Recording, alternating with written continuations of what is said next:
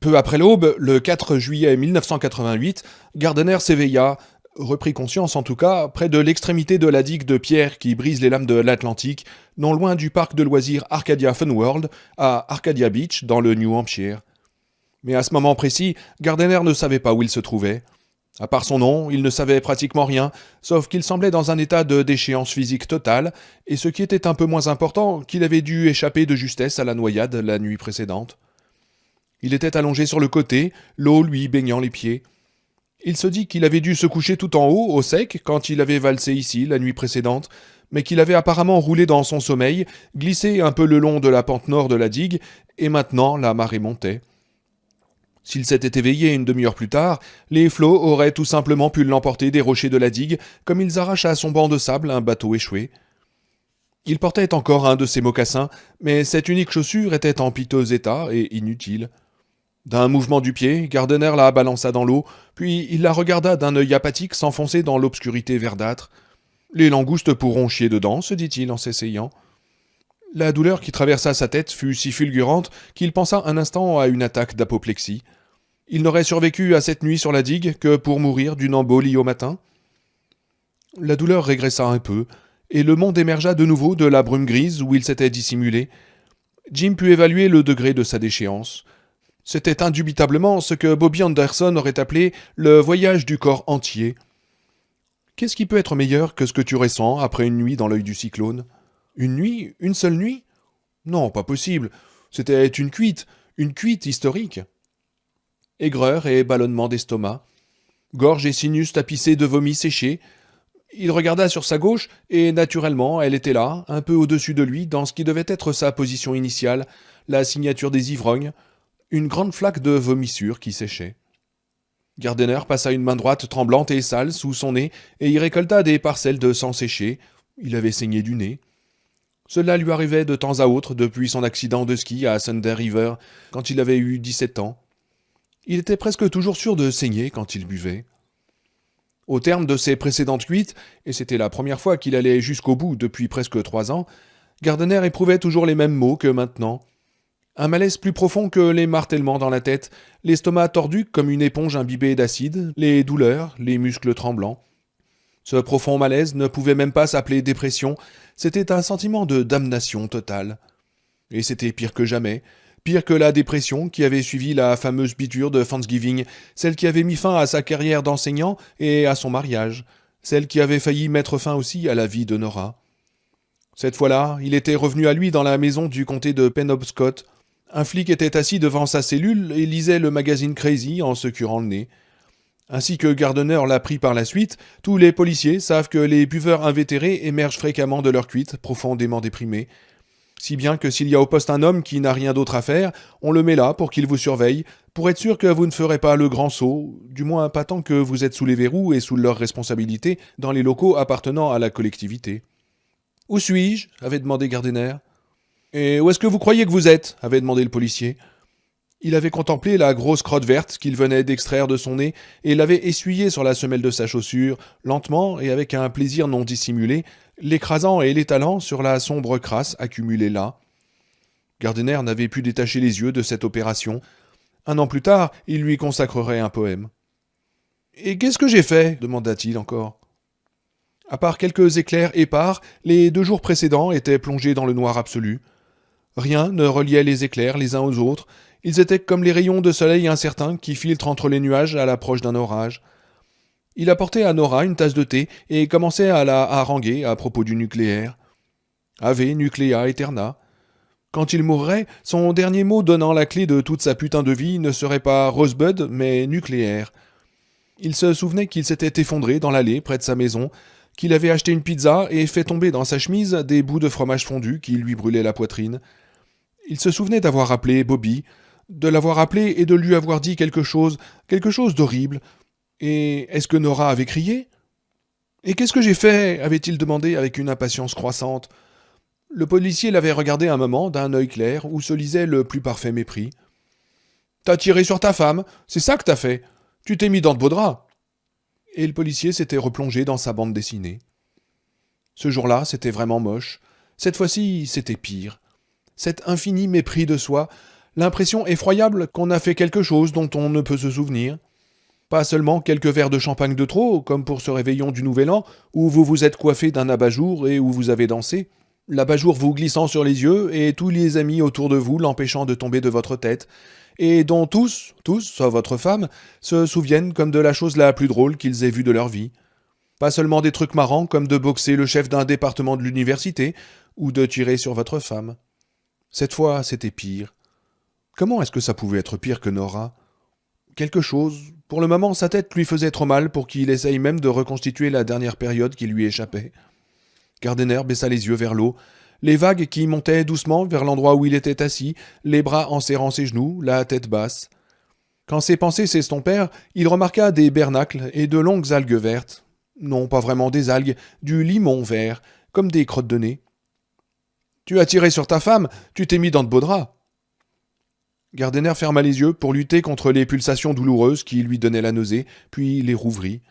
« Saute, lui dit une voix douce et persuasive. Qu'est-ce que ça peut foutre ? Qu'as-tu à faire de toute cette merde ?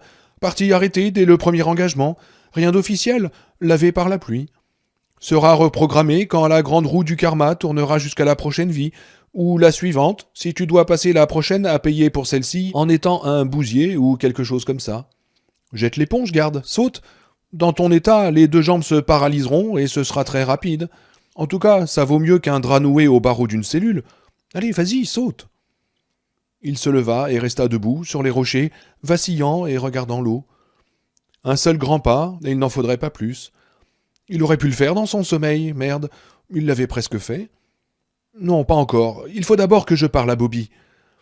La partie de son cerveau qui avait encore un peu envie de vivre s'accrocha à cette idée. Bobby. Bobby était tout ce qui lui semblait encore sain et bon dans la vie qu'il avait menée. Bobby vivait là-bas, à Haven, écrivant des livres sur le Far West, toujours les pieds sur terre, toujours son amie, même si elle n'était plus sa maîtresse, sa dernière amie. Il faut que je parle d'abord à Bobby, d'accord ? Mais pourquoi ? Pour tenter une dernière fois de la bousiller, elle aussi ? Dieu sait que tu as suffisamment essayé. Elle a un dossier de police à cause de toi, et certainement un dossier au FBI aussi. Laisse Bobby tranquille, saute et arrête de faire le con. Il se pencha en avant, tout près de le faire. La partie de lui qui avait encore envie de vivre semblait à bout d'arguments, sans autre tactique dilatoire. Elle aurait pu dire qu'il était resté plus ou moins sobre depuis 3 ans, qu'il n'avait pas eu de perte de conscience depuis que Bobby et lui avaient été arrêtés à Seabrook en 1985. Mais c'était un argument creux. À part Bobby, il n'avait plus personne, il était seul. Son esprit était toujours agité, tournant et retournant dans tous les sens le problème du nucléaire, même quand il n'avait pas bu. Il reconnaissait que ce qui n'était à l'origine qu'une préoccupation et une colère avait dégénéré en obsession, mais reconnaître les faits et y remédier, c'était très différent. Ses poèmes étaient de plus en plus mauvais, son esprit fonctionnait de plus en plus mal. Et le pire, quand il ne buvait pas, il rêvait de boire. C'est que ça fait tout le temps mal maintenant. Je suis comme une bombe qui ferait les 100 pas à la recherche d'un lieu où exploser. Il est temps de désamorcer. D'accord, bon, d'accord. Il ferma les yeux et se prépara. Ce faisant, une curieuse certitude s'imposa à lui, une intuition tellement forte qu'elle ressemblait à une prémonition. Il sentit que c'était Bobby qui avait besoin de lui parler, et non pas lui de parler à Bobby. Ce n'était pas une feinte de son esprit, elle avait des ennuis, de graves ennuis. Il ouvrit les yeux et regarda autour de lui, comme un homme qui sort d'un profond sommeil. Il fallait qu'il trouve un téléphone et appelle Bobby. Il ne dirait pas « Salut Bobby, j'ai encore pris une cuite ». Il ne dirait pas non plus « Je ne sais pas où je suis Bobby, mais cette fois il n'y a pas de flic qui se cure le nez pour m'arrêter ». Il dirait « Salut Bobby, comment ça va ?» Et quand elle lui raconterait qu'elle allait bien, qu'elle était en pleine forme, qu'elle jouait du revolver avec le gang de Jesse James à Northfield, qu'elle filait vers les territoires de l'Ouest avec Butch Cassidy et Sundance Kid, et au fait, Garde, comment vas-tu, vieille branche ? Garde lui dirait qu'il allait bien, qu'il écrivait de bonnes choses pour changer, et qu'il envisageait d'aller passer quelque temps chez des amis dans le Vermont. Et puis il reviendrait au bout de la digue et sauterait. Rien d'extraordinaire, il ferait juste un plat dans la mort. Ça semblait logique après tout, il avait presque passé tout son temps à faire des plats dans la vie. L'océan était là depuis 1 milliard d'années environ, il attendrait bien 5 minutes de plus que Gardner téléphone. Mais tu ne lui infliges pas tout ça, tu m'entends ? Promets-le, Garde. Tu ne t'effondres pas et tu ne te mets pas à pleurer comme un veau. Tu es censé être son ami, pas l'équivalent masculin de sa foutue sœur, rien de tout ça. Il avait déjà trahi des promesses dans sa vie, Dieu en était témoin, dont quelques milliers faites à lui-même, mais celle-là, il la tiendrait. Il remonta gauchement jusqu'en haut de la digue escarpée et pierreuse, l'endroit idéal pour se casser une cheville. Il regarda autour de lui d'un air absent, cherchant son minable sac marron, celui qu'il emportait toujours quand il partait en tournée ou simplement en balade. Il pensait qu'il pouvait être coincé entre deux rochers. Il n'y était pas. C'était un vieux de la vieille, éraflé et décoloré, qui remontait aux dernières années troublées de son mariage, un des trucs qu'il était parvenu à conserver, alors que tout ce qui avait de la valeur lui avait échappé. Eh bien, maintenant, le sac avait fini par disparaître lui aussi. Les vêtements, la brosse à dents, le pain de savon dans une boîte en plastique, un paquet de bâtons de viande séchés. Ça amusait Bobby de faire sécher de la viande dans son appentis, parfois. Un billet de 20 $ dans le fond de son sac, et tous ses poèmes inédits, naturellement. Les poèmes étaient bien le dernier de ses soucis. Ceux qu'il avait écrits ces dernières années et auxquels il avait donné le titre merveilleusement humoristique et tellement à propos de période de désintégration, avaient été soumis à 5 éditeurs différents et refusés par les 5. Un éditeur anonyme avait gribouillé « La poésie et la poétique vont rarement de pair, la poésie et la propagande jamais ». Ce petit adage était parfaitement vrai, il le savait, et cela ne l'avait pas arrêté pour autant. Enfin, la marée leur avait administré l'ultime bifure au crayon bleu. « Va, et fais-en autant, pensa-t-il, et il s'engagea lentement sur la digue, en direction de la plage, se disant que son trajet jusqu'à l'endroit où il s'était éveillé avait dû relever du numéro de cirque le plus téméraire. Il tournait le dos au soleil d'été qui se levait, rouge et brumeux, sur l'Atlantique, son ombre s'allongeant devant lui, et sur la plage, un gosse en t-shirt fit éclater une rangée de pétards. Merveille, son sac n'était pas perdu finalement, il était renversé sur la plage, juste au-dessus de la ligne moussue laissée par la marée, la fermeture à glissière béante, et Gardiner lui trouva l'air d'une grande bouche de cuir mordant le sable. Il le ramassa et regarda à l'intérieur. Tout était parti, même ses sous-vêtements sales. Il tira le fond de cuir, le billet de 20 était parti aussi. Vain espoir, trop vite perdu. Gardiner laissa tomber le sac. Ses carnets, les 3, avaient été jetés un peu plus loin sur la plage. L'un reposait sur la tranche ouverte, formant une sorte de tente. Un autre avait atterri juste en dessous de la ligne de marée, et il était trempé, gonflé à tel point qu'on aurait pu le prendre pour un annuaire téléphonique, et le vent feuilletait négligemment le 3e. T'embête pas, songea Gardiner. C'était de la lie de merde. Le gamin au pétard s'approcha de lui, mais pas trop près. Il veut pouvoir filer au plus vite, si je suis vraiment aussi bizarre que j'en ai certainement l'air, se dit Gardiner. Futé le gosse. C'est à vous demanda le gosse. Sur son t-shirt, on voyait la tête d'un enfant crachant ses dents avec l'inscription « Victime de la cantine scolaire ». Ouais, répondit Gardiner en se penchant pour ramasser le carnet trempé. Il le regarda un moment et le jeta. Le gamin lui tendit les 2 autres. Mais que pouvait-il dire? Oh, t'embête pas, mon vieux, ces poèmes sont de la merde. La poésie et la politique vont rarement de pair. La poésie et la propagande, jamais. Merci, dit-il. De rien, dit l'enfant, en tendant le sac à Gardiner pour qu'il puisse y glisser les 2 carnets secs. Ça m'étonne qu'il vous reste même ça. Cet endroit est plein de vrais artistes de la fauche en été, sûrement à cause du parc. Le gamin fit un signe du pouce, et Gardiner vit les montagnes russes se profiler sur le ciel. Gard se dit tout d'abord qu'il était parvenu, Dieu savait comment, tout au nord, à Old Orchard Beach, avant de s'effondrer. Mais en y réfléchissant, il changea d'avis. Là-bas, il n'y avait pas de digue. « Mais où suis-je » demanda Gardiner. Et son esprit retourna de façon inquiétante et en bloc vers la cellule de prison et le policier qui se curait le nez. Il était certain que le gamin allait dire « Et où vous croyez donc que vous êtes ?»« À Arcadia Beach, répondit le gamin, sur un ton mi-amusé, mi-méprisant. Vous avez dû prendre une sacrée cuite la nuit dernière, monsieur.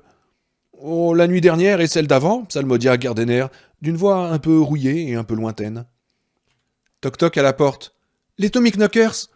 Les Tommy Knockers, les esprits frappeurs. Le gamin arrondit les yeux de surprise, puis il enchanta Gardiner en ajoutant 3 vers qu'il ne connaissait pas.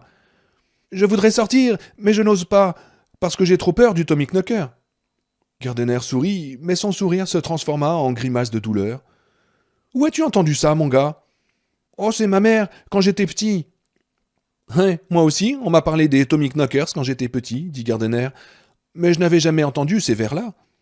Le gamin haussa les épaules, comme si le sujet avait perdu le petit intérêt marginal qu'il avait pu susciter en lui.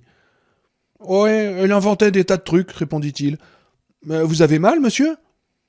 Oh, mon gars, dit Gardner en s'inclinant solennellement, selon les termes immortels d'Ed Sanders et Tully Kupferberg, j'ai l'impression d'être un paquet de merde maison. Eh ben, on dirait que vous êtes resté sous longtemps, dit le gamin. Ah oui? Et comment tu sais ça? Demanda Jim. Oh bah, c'est ma mère. Avec elle, c'était toujours des trucs marrants, comme les Topic Knockers, ou bien elle était trop cuitée pour parler. Et a-t-elle laissé tomber la bouteille? Demanda Gardner. Oh oui, un accident de voiture, répondit l'enfant. Gardner fut soudain secoué de frissons. Le gamin sembla ne pas le remarquer. Il regardait le ciel, suivant le vol d'une mouette. Elle parcourait un ciel matinal, au bleu délicatement pommelé de cumulus scintillants, comme des écailles de maquereau. Elle vira au noir quand elle passa devant l'œil rouge du soleil levant. Elle se posa sur la digue, où elle se mit à picorer quelque chose que les mouettes doivent trouver délicieux. Le regard de Gardner allait de la mouette à l'enfant. Tout cela prenait un air particulièrement prémonitoire. Le gamin connaissait l'histoire des Tommy Knockers. Combien d'enfants dans le monde la connaissait-il?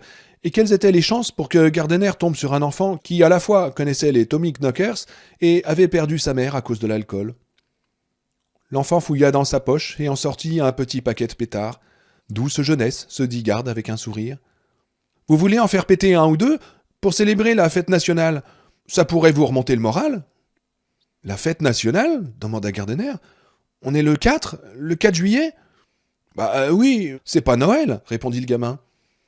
Le 26 juin, c'était... Il remonta le temps. Bon sang, il sortait de 8 jours de noir. Enfin, pas tout à fait. Il aurait mieux valu. Des taches de lumière, pas du tout bienvenues, commençaient à illuminer certaines zones obscures. L'idée qu'il avait blessé quelqu'un, encore, se fit certitude dans son esprit. Voulait-il savoir de qui Argle Bargle il s'agissait, ou ce qu'il lui avait fait? Pas vraiment. Mieux valait appeler Bobby et en finir avant de se le rappeler. Et monsieur, demanda le gamin, comment vous vous êtes fait cette cicatrice sur le front? Oh, j'ai rencontré un arbre en faisant du ski, répondit-il. Oh là, je parie que ça a fait sacrément mal. Oh oui, et même pire que ça, mais pas tellement. Est-ce que tu sais où il y a une cabine téléphonique?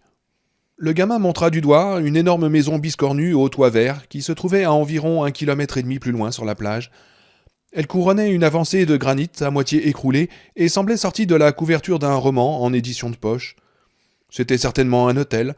Après avoir fouillé un moment dans sa mémoire, il se souvint du nom. C'est l'Alhambra, non? Oui, le seul, le vrai, dit l'enfant. Merci, dit Garde, en s'éloignant. Et monsieur... Il se retourna. Vous ne voulez pas le dernier carnet? Demanda l'enfant en montrant le cahier mouillé sur la laisse de haute mer. Vous pourriez le faire sécher. Oh, mon garçon, dit Gardner en hochant la tête, je n'arrive même pas à me sécher moi-même. Et vous êtes sûr que vous ne voulez pas lancer quelques pétards? Oh non, fais attention avec ça, répondit Gardner en secouant la tête avec un sourire. D'accord, parce que les gens peuvent aussi se faire mal avec les trucs qui font boum. Oui, c'est vrai, dit l'enfant avec un sourire un peu timide. Ma mère jouait beaucoup avec les mélanges explosifs avant le... Enfin, vous savez. Oui, je sais. Et comment t'appelles-tu? Demanda Jim. Jack. Et vous? Moi, je m'appelle Garde. Alors, joyeuse fête, Garde. Ok. Merci, joyeuse fête, Jack. Et fais attention aux Toby Knockers. Oui, les esprits frappeurs, acquiesça l'enfant, solennel. Il regarda Gardner avec des yeux qui semblaient singulièrement savants. Pendant un instant, Gardner eut l'impression d'éprouver une seconde prémonition. Qui aurait bien pu deviner qu'une cuite rendait si sensible aux émanations psychiques de l'univers? Demanda une voix en lui, une voix sarcastique et amère. Il ne savait pas une prémonition de quoi, exactement, mais cela imposa de nouveau à son esprit l'idée qu'il lui fallait appeler Bobby de toute urgence. Il fit un signe d'adieu à l'enfant et se mit en route. Il marchait d'un pas rapide et sûr, bien que le sable s'accrochât à ses pieds, les collant, les aspirant. Son cœur ne tarda pas à battre plus fort, et sa tête se mit à cogner si bruyamment qu'il eut l'impression que ses yeux sortaient rythmiquement de leurs orbites. L'Alhambra ne semblait pas se rapprocher vraiment. Ralentis, ou tu vas avoir une crise cardiaque, ou une attaque, ou les deux. Il ralentit, et cela lui sembla soudain tout à fait absurde. Il se préparait à se noyer dans moins d'un quart d'heure, et il ménageait son cœur. C'était du même style que l'histoire du condamné à mort qui refuse la cigarette que lui offre le capitaine commandant le peloton d'exécution en expliquant « J'essaye d'arrêter de fumer ». Gardiner accéléra de nouveau la marche, et les pulsations douloureuses se mirent à rythmer la comptine. Tard, la nuit dernière et celle d'avant, toc toc toc à la porte, les Tommy Knockers. Les Tommy Knockers, les esprits frappeurs. J'ai été fou, et Bobby, sage, mais c'était avant le passage des Tommy Knockers. Il s'arrêta. Qu'est-ce que c'est que cette histoire merdique de Tommy Knockers ? Au lieu d'une réponse, retentit à nouveau la voix profonde, aussi terrifiante et aussi assurée que le chant d'un grèbe sur un lac désert. Bobby a des ennuis. Il se remit en route, reprenant sa marche rapide, puis accélérant encore. « Je voudrais sortir, songea-t-il, mais je n'ose pas, parce que j'ai trop peur du Tommy Knocker. » Tandis qu'il gravissait sur le flanc de l'avancée de granit, les marches usées par le temps et les intempéries menant de la plage à l'hôtel, il passa la main sous son nez et vit qu'il saignait à nouveau. Gardiner ne tint qu'exactement 11 secondes dans le hall de l'Alhambra, le temps qu'il fallut au portier pour constater qu'il n'avait pas de chaussures. Quand Gardiner se mit à protester, le portier fit signe à un robuste veilleur de nuit, et tous deux l'expulsèrent comme un clochard. « Il m'aurait viré, même si j'avais porté des chaussures, songea Gardiner. Merde, moi-même, à leur place, je me serais viré. Il avait eu un bon aperçu de son apparence dans le miroir du hall, trop bon. Il avait réussi à essuyer l'essentiel du sang de son visage sur sa manche, mais il en restait encore des traces. Ses yeux étaient fixes et injectés de sang. Sa barbe de 8 jours lui donnait l'air d'un hérisson environ 6 semaines après la tonte. Dans l'atmosphère estivale feutrée de l'Alhambra, où les hommes étaient des hommes, où les femmes portaient des jupes de tennis, il avait l'air d'une clocharde mâle. Comme seuls les clients les plus matinaux étaient éveillés, le veilleur de nuit prit le temps d'informer Gardiner qu'il y avait une cabine téléphonique à la station d'essence mobile. « Au croisement de la route 26, précisa le veilleur. « Maintenant, foutez le camp, avant que j'appelle les flics. » S'il en avait eu besoin d'en savoir sur lui-même davantage, qu'il n'en savait déjà, il lui aurait suffi de le lire dans le regard dégoûté du robuste veilleur de nuit. Gardiner descendit lentement la colline vers la station-service. Ses chaussettes claquaient et collaient au goudron. Son cœur battait comme le moteur d'une antique Ford Model T qui a connu trop d'heures de route difficiles et trop peu d'heures d'atelier. Il sentait ses maux de tête se déplacer vers la gauche, où il finirait par se concentrer en un point brillant, s'il vivait jusque-là. Et soudain, il eut à nouveau 17 ans. Il avait 17 ans, et son obsession, ce n'était pas le nucléaire, mais le flirt. La fille s'appelait Anne-Marie, et il se disait qu'il arriverait peut-être bientôt à ses fins avec elle, s'il ne perdait pas son sang-froid, s'il restait calme. Peut-être même ce soir. Mais pour garder son calme, il devait accomplir des prouesses sportives. Aujourd'hui, ici, à Straight Arrow, une piste verte de Victory Mountain, dans le Vermont. Il regardait ses skis, se remémorant les étapes nécessaires pour arriver à s'arrêter en chasse-neige, se les remémorant comme il l'aurait fait pour un examen, voulant réussir, sachant qu'il n'était encore qu'un débutant et qu'Anne-Marie n'en était plus une. Il se disait qu'elle ne craquerait pas aussi facilement s'il se transformait en bonhomme de neige le premier jour sur la piste des débutants. Il ne craignait pas d'apparaître un peu inexpérimenté, tant qu'il n'avait pas l'air totalement stupide. Alors il était là, et il regardait bêtement ses pieds au lieu de regarder où il allait, et il filait tout droit sur un vieux pin portant un trait de peinture rouge autour du tronc. Il n'entendait que le bruit du vent et celui de la neige glissant sous ses skis, et tous deux avaient la même sonorité apaisante. Chut. C'est la chanson qui lui revint alors en mémoire. Il s'arrêta près de la station mobile. La chanson lui revint, et elle ne le quitta plus, martelant ses syllabes au même rythme que les pulsations dans sa tête. Tard la nuit dernière, et celle d'avant, toc toc à la porte, les Tommy Knockers, les esprits frappeurs. Garde se racla la gorge, et il sentit le désagréable goût du cuivre de son propre sang. Il cracha une masse rougeâtre sur le talus qui servait visiblement de décharge. Il se souvint d'avoir demandé à sa mère qui étaient les Tommy Knockers. Il ne savait plus ce qu'elle avait répondu, ni même si elle avait répondu, mais il avait toujours pensé que ce devaient être des vagabonds, des voleurs qui opéraient à la lueur de la lune, tuant dans l'ombre, et enterraient leurs victimes au plus noir de la nuit. Et avant que le sommeil ne se décide enfin à avoir pitié de lui et à l'emporter sur ses ailes, n'avait-il pas passé dans l'obscurité de sa chambre à coucher une demi-heure interminable de torture, à se dire qu'il n'était peut-être pas seulement voleur et meurtrier, mais aussi cannibale ? qu'au lieu d'enterrer leurs victimes au plus noir de la nuit, ils les faisaient peut-être cuire. Gardiner serra sa poitrine dans ses bras amaigris. Il ne semblait pas y avoir de restaurant dans le cyclone, et frissonna. Il traversa la route et gagna la station mobile ornée de drapeaux, mais pas encore ouverte. Il lut plusieurs pancartes. Super sans plomb. Dieu bénisse l'Amérique. Et on adore les Winbagos. La cabine était en dehors du bâtiment. Gardiner fut soulagé de constater qu'elle était du nouveau modèle. On pouvait appeler n'importe où sans argent. Cela lui épargnait au moins la honte de passer une partie de sa dernière matinée sur Terre à mendier. Il appuya sur le 0, mais il dut s'arrêter. Sa main droite tremblait si violemment qu'elle s'agitait en tous sens. Il coinça le combiné entre sa tête et son épaule pour avoir les deux mains libres, attrapa son poignet droit de sa main gauche pour en contrôler les tremblements autant que faire se pouvait. Il entreprit ensuite, concentré comme un tireur devant la cible, de viser les boutons correspondant au numéro de Bobby avec son index et de les presser d'un geste volontairement et horriblement lent. Une voix de robot lui dit de composer le numéro de sa carte de crédit, tâche que Gard aurait été tout à fait incapable d'accomplir même s'il avait possédé une telle carte, ou bien d'appuyer sur le 0 pour parler à un téléphoniste. Gardiner pressa le 0. « Bonjour et joyeuses fêtes, je suis Aileen, dit une voix enjouée. Puis-je savoir à qui facturer l'appel, s'il vous plaît ? Oh, salut, Aileen, joyeuses fêtes à vous aussi, dit Gard. Je voudrais que l'appel soit facturé au destinataire, un PCV de Jim Gardiner. Merci, Jim, dit la voix. Oh, je vous en prie, dit-il, avant d'ajouter soudain. Oh non, dites-lui que c'est Gard. Tandis que le téléphone commençait à sonner là-bas, à Haven, Gardiner se retourna et regarda le soleil levant. Encore plus rouge qu'avant, il montait, comme une grosse ampoule ronde, vers l'accumulation de plus en plus dense d'écailles de maquereaux filant dans le ciel. La vue du soleil et des cumulus lui fit penser à un dicton météorologique et paysan. Ciel pommelé, femmes fardées sont toujours de courte durée. Ces délicats nuages étaient donc signes de pluie.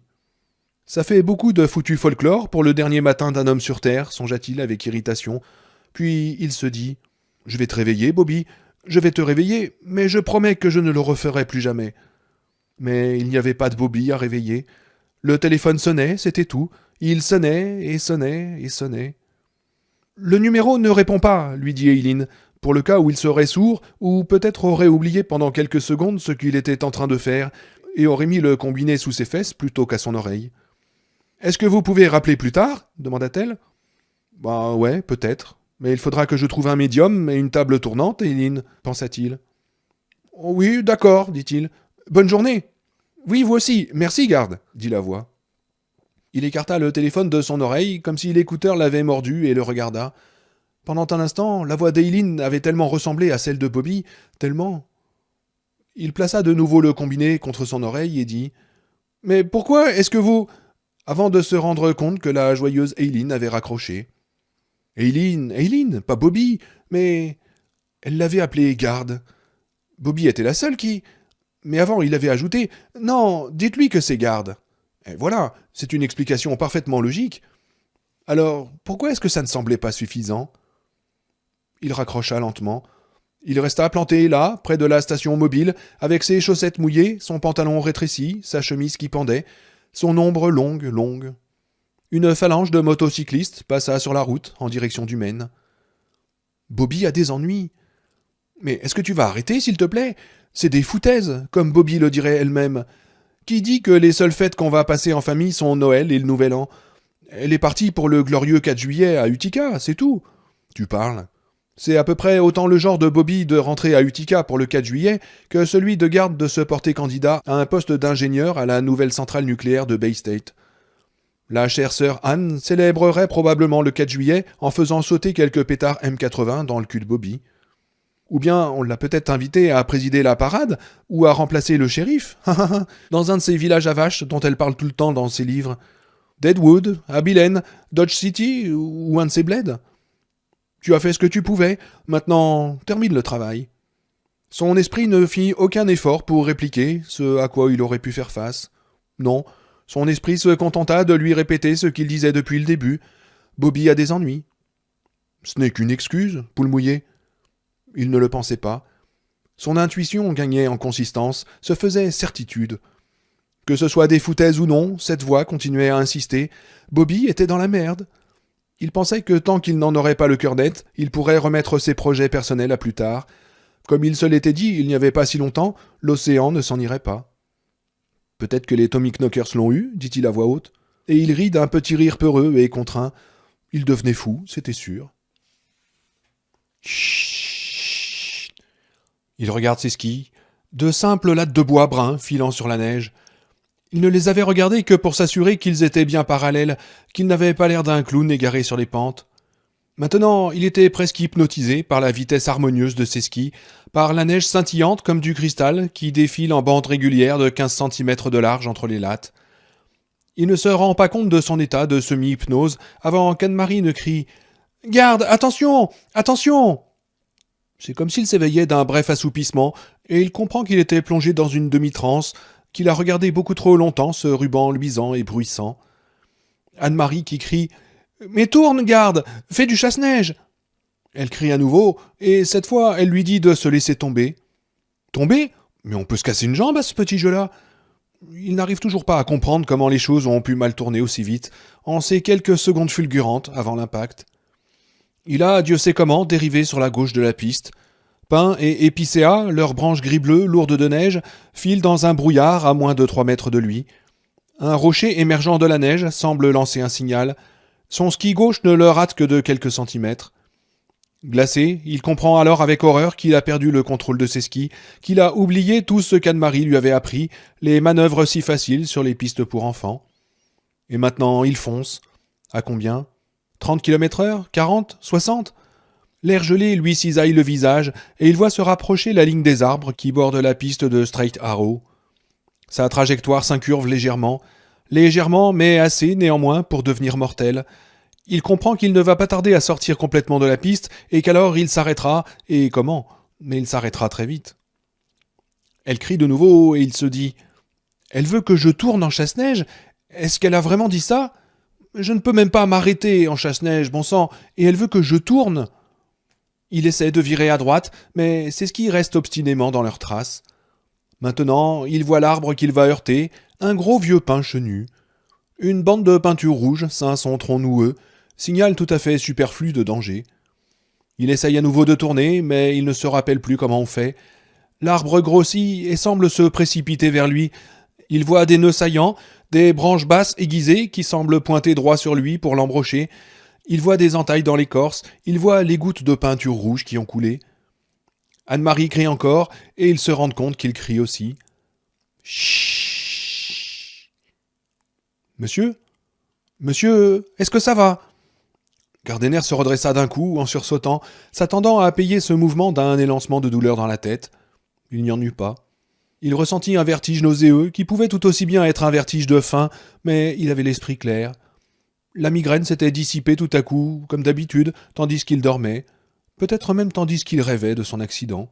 « Oh, ça va, dit-il en regardant autour de lui. » Sa tête émit à nouveau un bruit sourd, comme un tambour qui bat. Une fille en jean coupé aux genoux riait. « En principe, on utilise des bâtons pour skier, pas sa tête.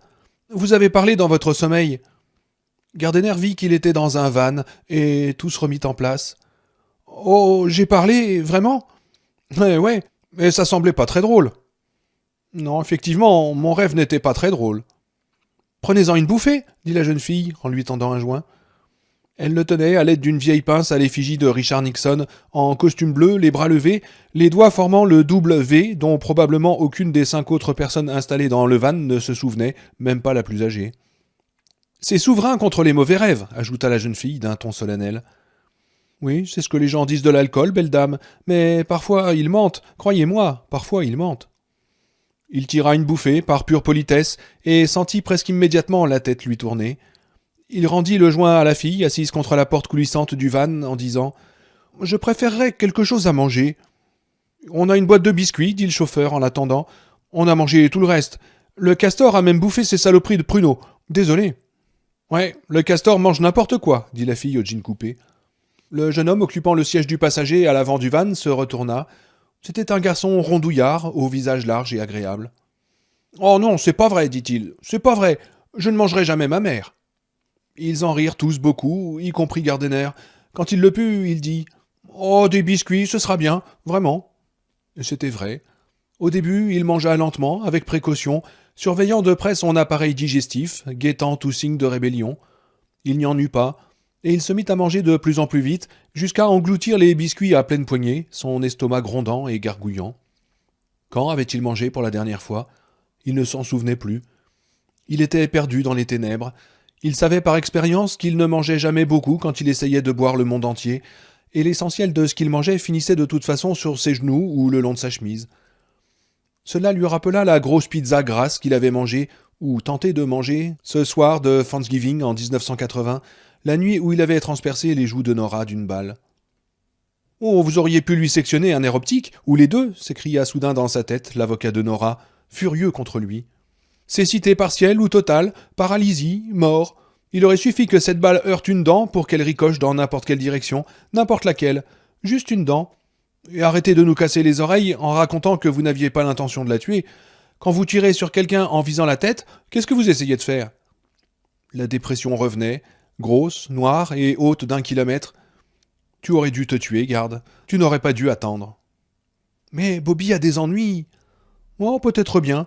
Mais demander de l'aide à un type comme toi, c'est comme prendre un pyromane pour régler une lampe à huile. »« Oh, tais-toi. »« Non, tu as perdu, garde. T'es cuit. Ce que le gosse là-bas sur la plage appellerait certainement un déchet. »« Monsieur, vous êtes sûr que vous allez bien ?» demanda la jeune fille. Elle avait les cheveux roux, coupés courts, comme une punk, et des jambes tellement longues qu'on aurait dit qu'elles lui montaient presque jusqu'au menton. « Ouais, est-ce que je n'ai pas l'air d'aller bien ?» demanda Garde. « Bah, pendant 1 minute, là, vous sembliez au plus mal, » répondit-elle gravement. Cela le fit sourire, non pas ce qu'elle avait dit, mais la solennité avec laquelle elle l'avait dit. Elle lui sourit en retour, soulagée. Il regarda par la fenêtre et vit qu'il montait vers le nord sur l'autoroute du Maine, qui n'en était qu'à son 55e kilomètre. Il n'avait donc pas pu dormir bien longtemps. Les cumulus dufteux qu'il avait remarqués 2 heures plus tôt dans le ciel commençaient à s'agglutiner en une chape d'un gris terne, promettant la pluie pour l'après-midi. Avant qu'il n'arrive à Haven, la nuit serait probablement tombée et il serait trempé. Après avoir raccroché dans la cabine de la station mobile, il avait enlevé ses chaussettes et les avait jetées dans une des poubelles. Puis, les pieds nus, il avait gagné la route numéro 1 en direction du Maine, et il s'était planté sur l'accotement, son vieux sac dans une main, le pouce de l'autre retourné et montrant le nord. 20 minutes plus tard, le van était arrivé, un Dodge Caravelle assez récent, portant des plaques du Delaware. Une paire de guitares électriques, les manches croisées comme des épées, et le nom du groupe de rock Orchestre Eddie Parker décorait ses flancs. Il s'était égaré et Gardiner avait couru vers lui, essoufflé, le sac cognant ses jambes. Le côté gauche de la tête battant douloureusement, comme chauffé à blanc.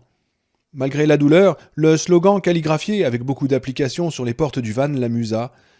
Le Rocky d'Eddie, c'est de l'inédit. Assis par terre, à l'arrière, et soucieux de ne pas se retourner trop brusquement, afin de ne pas réveiller le tambour endormi dans sa tête, Gardiner voyait maintenant approcher la sortie d'Old Orchard. À ce moment précis, les premières gouttes de pluie s'écrasèrent sur le pare-brise. « Écoute, dit Eddie en se garant, ça m'ennuie vraiment de te laisser comme ça. Il commence à pleuvoir, et tu n'as même pas de godasse. »« Oh, ça ne fait rien, dit Gardiner. »« Oh, tu n'as pas l'air tellement en forme, dit doucement la fille au jean coupé. Eddie retira sa casquette. Au-dessus de la visière, on pouvait lire « Ne vous en prenez pas à moi, j'ai voté pour Howard le canard. » Et il dit « Allez, crachez les gars !» Et des porte-monnaies apparurent, des pièces sortirent des poches des jeans. « Non, merci, mais non !» fit Garde. Il se sentit rougir, ses joues brûlaient. Pas d'embarras, mais de honte. Il ressentit un choc violent quelque part tout au fond de son être, mais ni ses dents ni ses os ne s'entrechoquèrent. Il se dit que ce devait être son âme qui faisait une chute fatale. Tout ça semblait complètement mélo, mais c'était réel. Et cette simple réalité lui parut horrible.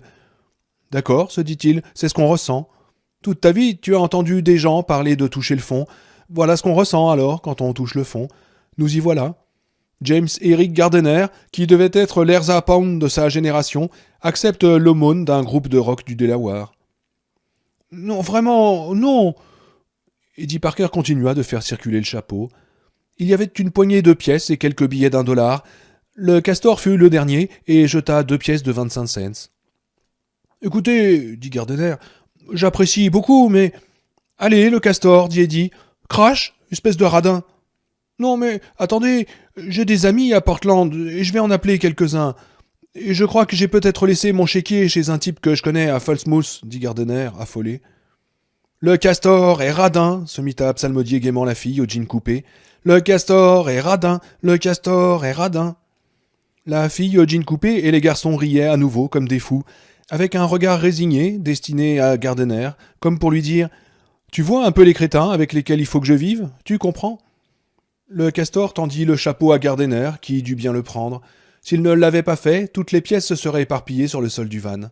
« Oh, vraiment, dit-il en tentant de rendre le chapeau au castor, ça va très bien, et... » « Non, dit Eddie Parker. Tu ne vas pas bien, alors arrête tes conneries, d'accord ? Alors il ne me reste qu'à vous remercier, reprit Gardiner. Je ne vois rien d'autre à dire pour le moment. Oh, ça ne fait pas une si grosse somme que tu doives la déclarer aux impôts, dit Eddie. Mais ça te paiera quelques hamburgers et une paire de sandales en caoutchouc. La fille ouvrit la porte coulissante latérale du Caravelle. Allez, remonte-toi, hein, d'accord dit-elle. Et avant qu'il n'ait pu répondre, elle le serra contre elle et lui donna un baiser de sa bouche humide, amicale, à demi ouverte, et sentant le hache. Prends bien soin de toi, grand idiot. Oh, je vais essayer, répondit Gardiner. Alors qu'il allait sortir, il se retourna soudain et la serra à nouveau dans ses bras, férocement. Merci, merci à tous. Il resta au bout de la rampe. La pluie tombait un peu plus fort maintenant. Il regarda la porte du van coulisser sur ses rails et se refermer. La fille lui fit un signe de la main, Gardiner le lui rendit. La camionnette prit de la vitesse et s'intégra à la circulation. Gardiner les regarda partir, la main toujours levée pour le cas où il se retournerait en s'éloignant. Des larmes se mêlaient à la pluie sur ses joues. Il n'eut pas l'occasion de s'acheter des sandales en caoutchouc, mais il arriva à Haven avant la nuit, sans même avoir à marcher pour les 15 derniers kilomètres qui le séparaient de la maison de Bobby, comme il l'avait craint, car, contrairement à ce qu'on pourrait croire, les gens, même s'ils ont pitié, ne sont guère enclins à prendre un type qui fait du stop sous la pluie. Qui a envie d'une flaque humide sur le siège du passager ? Mais il fut pris, à la sortie d'Augusta, par un fermier qui ne cessa de se plaindre amèrement du gouvernement jusqu'à l'entrée de China, où il fit descendre Garde. Garde marcha 3 kilomètres, faisant signe du pouce aux quelques voitures qui passaient, se demandant si ses pieds se transformaient en blocs de glace ou si c'était seulement l'effet de son imagination. Puis un camion de pâte à papier s'arrêta, en tintanabulant à côté de lui. Gardiner grimpa dans la cabine aussi vite qu'il put. Ça sentait les vieux copeaux de bois et la sueur de bûcheron, mais il y faisait chaud. « Merci, dit-il. »« Oh, pas de quoi, répondit le chauffeur. Je m'appelle Freeman Moss. » Il lui tendit la main, et Gardiner, qui ne savait pas qu'il reverrait cet homme dans un avenir pas si lointain et dans des circonstances beaucoup moins réjouissantes, la prit et la secoua. « Jim Gardiner, merci encore. »« Oh, vous êtes pas brillant, plaisanta Freeman Moss. Il fit redémarrer le camion, qui frémit le long de l'accotement, puis prit de la vitesse, non seulement en ronchonnant, se dit Garde, mais en semblant véritablement souffrir. Tout tremblait. Le cardan gémissait sous eux comme une vieille sorcière au coin de la cheminée. La plus vieille brosse à dents du monde, ses poils usés noirs de la graisse, utilisés pour dégripper quelques mécanismes ou quelques rouages, traversa la planche de bord, passant en chemin devant un antique ventilateur orné d'une femme nue à la poitrine fort opulente. Moss poussa le levier de changement de vitesse, parvint à trouver la seconde, après un temps infini passé à faire grincer les pignons, et contraignit à la force du poignet le camion de pâte à papier à regagner la route. « Vous avez l'air à moitié noyé. J'ai une demi-thermos de café qui me reste de mon dîner d'Augusta. Vous en voulez ?» Gardiner le but avec gratitude. Le breuvage était fort, chaud et généreusement sucré. Garde accepta aussi une cigarette du chauffeur, aspira de profondes bouffées avec grand plaisir, bien que cela fût douloureux pour sa gorge de plus en plus irritée. Moss le laissa juste à l'entrée de Haven à 7h moins le quart. La pluie avait diminué et le ciel s'éclairait à l'ouest. « Je crois que le Seigneur va laisser passer quelques rayons du couchant, dit Freeman Moss. J'aurais bien aimé pouvoir vous donner des chaussures, monsieur. D'habitude, j'en ai une vieille paire derrière le siège, mais il pleuvait tellement aujourd'hui que je n'ai pris que mes caoutchoucs. »« Oh, merci, mais ça ira, répondit Garde. Mon ami est à moins d'1 kilomètre sur la route. » En fait, la maison de Bobby était encore à 5 kilomètres, mais s'il l'avait dit à Moss, rien n'aurait empêché celui-ci de l'y conduire. Gardiner était fatigué, de plus en plus fiévreux, toujours trempé, même après 45 minutes d'exposition à l'air chaud et sec dans la cabine du camion, mais il n'aurait pu supporter davantage de gentillesse le même jour. Dans son état d'esprit actuel, ça aurait bien pu le rendre fou. « Bon, bah alors, bonne chance, dit le camionneur. Oui, merci, répondit Garde. Il descendit et fit adieu de la main, tandis que le camion s'engageait dans une route secondaire et rentrait chez lui en cahotant. Moss et sa pièce de musée de camion avaient disparu, et Gardner était toujours au même endroit, son sac mouillé dans une main, pieds nus, blanc comme un linge, planté dans la boue de l'accotement, regardant la borne à une 60aine de mètres en arrière sur la route qu'ils avaient empruntée. « Chez vous, c'est l'endroit où, quand vous devez y aller, on doit vous laisser entrer, disait Frost. Mais Gardner ferait bien de se souvenir qu'il n'allait pas chez lui. La pire des erreurs que puisse commettre un homme est d'imaginer que la maison d'un ami est la sienne, surtout quand cette amie est une femme dont il a partagé le lit. Non, il n'était pas chez lui, pas du tout, mais il était à Haven. Il se remit à suivre la route qui menait chez Bobby. Un quart d'heure plus tard environ, quand finalement les nuages se déchirèrent à l'ouest pour laisser filtrer le soleil couchant, il se produisit un phénomène étrange. Un éclat de musique, clair et bref, traversa la tête de Gardner. Il s'était arrêté et regardait la lumière qui arrosait des kilomètres de bois et de champs vallonnés à l'ouest, le soleil dardant ses rayons comme dans une époque biblique de Cécile B. 2000. À cet endroit, la route numéro 9 commençait à monter et la vue s'étendait loin sur un paysage splendide et solennel, dans la belle lumière claire du soir, quelque peu anglaise et pastorale. La pluie avait donné au paysage un aspect lisse et propre, approfondissant les couleurs, semblant souligner les contours des objets. Gardner fut soudain très content de ne pas s'être suicidé, non pas à la façon cucul-praline d'Art Linklater, mais parce qu'il lui avait été donné de vivre ce moment de beauté et de perception radieuse. Il restait là, maintenant presque à bout d'énergie, fiévreux et malade, et il ressentait un émerveillement enfantin. Tout était calme et silencieux dans ces derniers rayons du soir. Il ne voyait aucun signe d'industrie ou de technologie, d'humanité, oui. Une vaste grange rouge à côté à une ferme blanche, des cabanes, une ou deux carrioles, mais c'était tout. La lumière, c'était la lumière qui le frappait avec force. Sa douce clarté, si ancienne et si profonde, les rayons de soleil pénétrant presque horizontalement à travers les nuages qui s'effilochaient comme cette longue journée perturbante et épuisante qui touchait à sa fin. Cette ancienne lumière semblait nier le temps lui-même, et Gardner s'attendait presque à entendre un chasseur sonner du corps. Il entendrait des chiens et des galops de chevaux, et c'est à ce moment-là que la musique, tonitruante et moderne, lui traversa la tête, éparpillant ses pensées. Ses mains se portèrent à ses tempes en un geste de surprise. Cela dura au moins 5 secondes, peut-être 10, et il identifia parfaitement ce qu'il entendait. C'était Dr. Hook chantant « Baby makes her blue jeans talk ». La chanson n'était pas très sonore, mais assez claire, comme s'il écoutait un petit poste à transistor, du genre de ceux que les gens emportaient sur la plage avant que les groupes punk rock, les baladeurs et les radiocassettes n'aient déferlé sur le monde. Cette chanson ne se déversait pas dans ses oreilles, elle venait du devant de sa tête, de l'endroit où les médecins avaient bouché le trou de son crâne avec une plaque de métal. La chanson disait « Reine de tous les oiseaux de nuit, joueuse de l'obscurité, elle ne dit rien, mais elle fait parler son blue jean. » Le volume sonore était presque insupportable. Une fois déjà, il lui était arrivé d'entendre de la musique dans sa tête, après qu'il eût planté ses doigts dans une douille électrique. Était-il saoul à l'époque ? Voyons, est-ce qu'un chien pisse sur une bouche d'incendie ? Il avait découvert que ces visites musicales n'étaient ni hallucinatoires ni tellement rares. Des gens avaient capté des émissions de radio sur les flamants roses en tôle décorant leur pelouse, sur les plombages de leurs dents, sur les branches métalliques de leurs lunettes. Pendant une semaine et demie, en 1957, une famille de Charlotte, en Caroline du Nord, avait reçu les émissions d'une radio de musique classique de Floride. Ils l'entendirent tout d'abord venant du verre à dents de la salle de bain. Bientôt, d'autres verres de la maison se mirent à diffuser le même programme.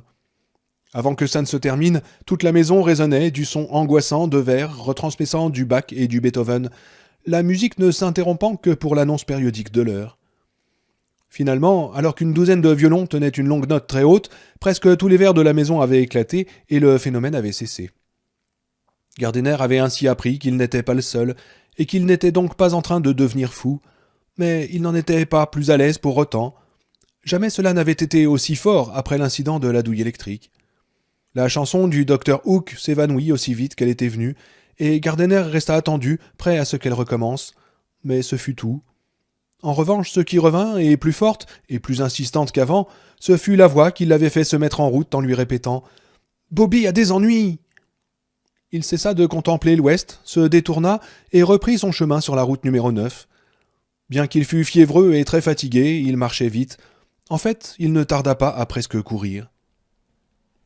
Il était 7h30 quand Gardiner arriva enfin chez Bobby, à la propriété que les gens du cru appelaient encore, après tant d'années, chez le vieux Garrick. Gardiner arriva en haut de la route, titubant, soufflant, son visage ayant pris une couleur rouge malsaine. Il passa devant la boîte aux lettres de campagne, dont Bobby et Joe Paulson, le facteur, laissaient l'abattant légèrement entrebâillé pour que Peter l'ouvre plus facilement avec sa patte. Il emprunta le chemin où était garé le pick-up bleu de Bobby.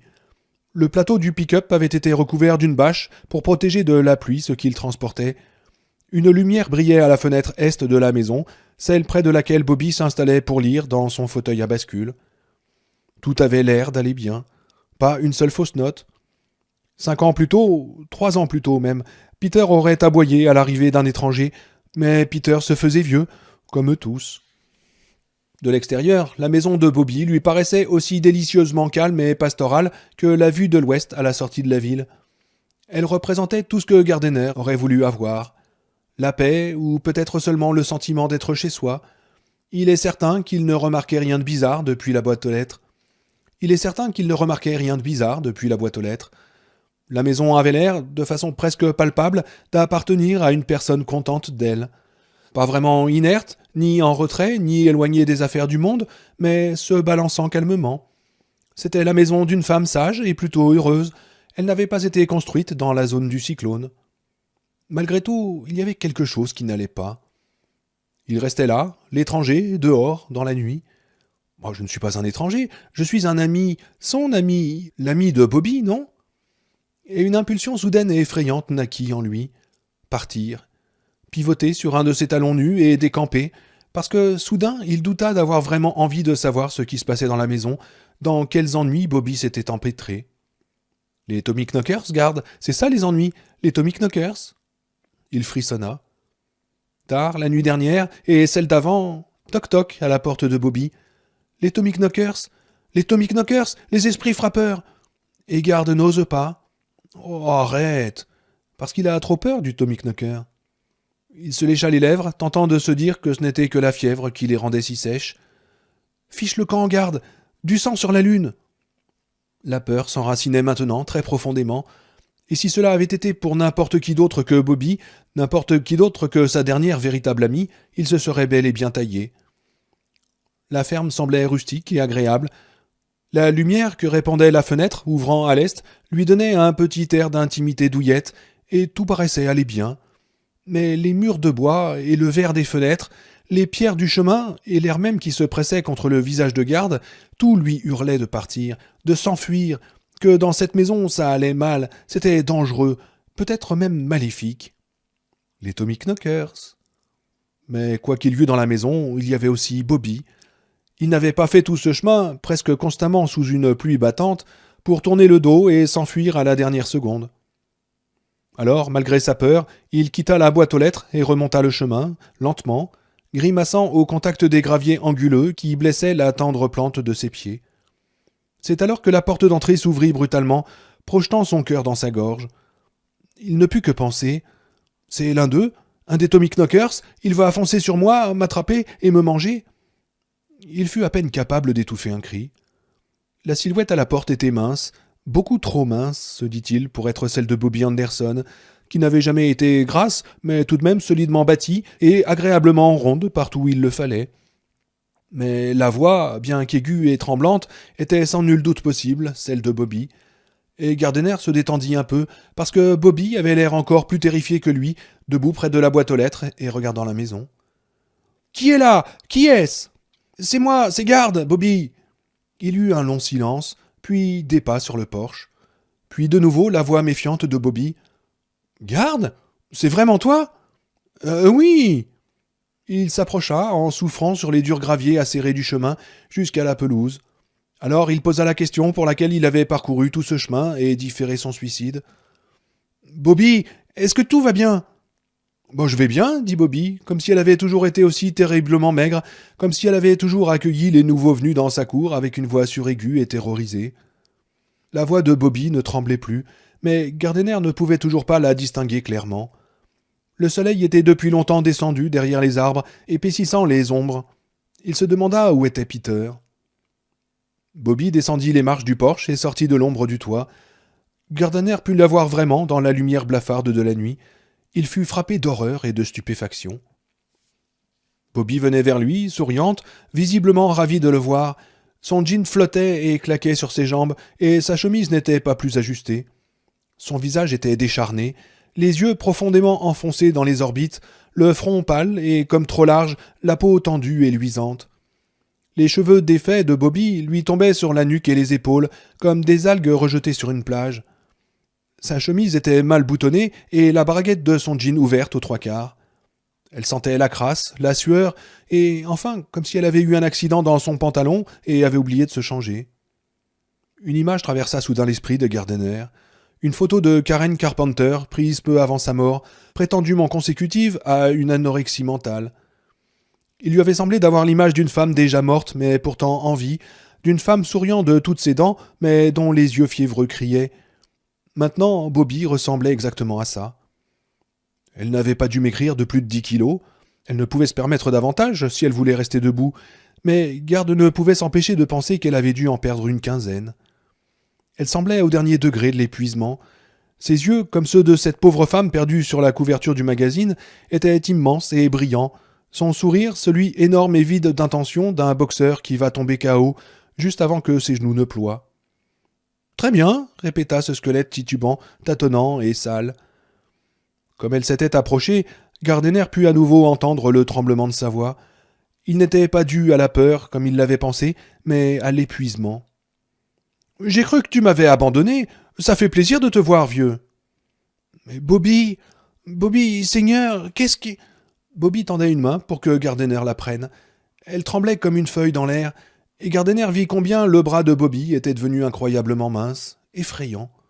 « Il se passe beaucoup de choses, » dit la voix rauque et tremblante de Bobby. « J'ai abattu beaucoup de boulot, et il en reste encore beaucoup plus à faire. Mais je touche au but, bientôt. Attends de voir. »« Mais Bobby, qu'est-ce qui... »« Oh, mais ça va bien, » répéta Bobby. Et elle tomba en avant, à demi consciente seulement, dans les bras de Gardiner. Elle tenta de dire autre chose, mais il ne sortit de sa bouche qu'un gargouillis inarticulé et un peu de salive. Sa poitrine, toute petite, reposait comme une galette plate sur l'avant-bras de Gardiner.